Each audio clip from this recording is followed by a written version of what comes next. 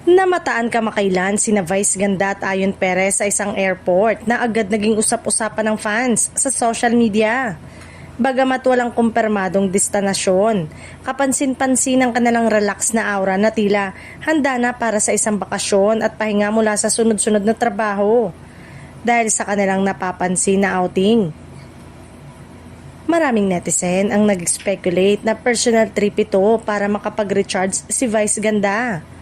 Matagal na rin kasi siyang abala sa taping, hosting at iba pang proyekto. Kaya natural lang na sana ay maglaan siya ng oras para sa sarili.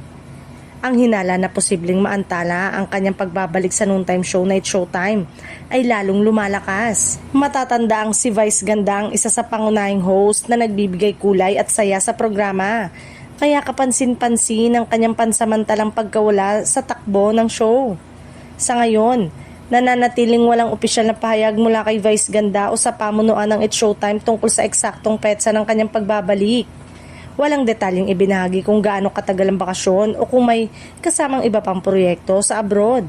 Gayunpaman, patuloy na umaasa ang kanyang mga tagahanga na matapos ang posibleng bakasyon na ito ay muli siyang mapapanood sa telebisyon.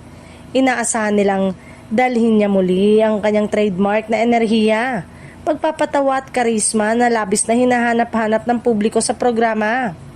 Sa kabila ng pansamantalang pagkawala ni Vice Ganda, nananatiling matibay ang suporta ng Madam People.